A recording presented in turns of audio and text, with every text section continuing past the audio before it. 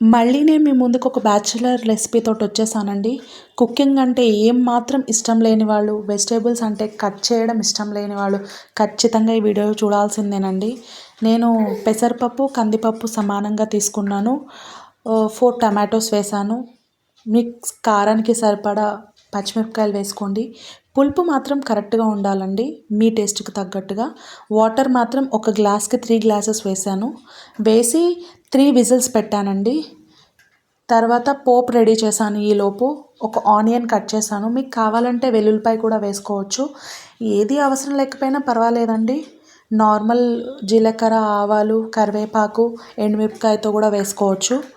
తర్వాత నేను ఓపెన్ చేశాక అవి బాగా కుక్ అయిపోయాయి. కొద్దిగా అలా స్మాష్ చేసేసి పోపులో వేసేసాను. చాలా సింపుల్గా అయిపోతుంది.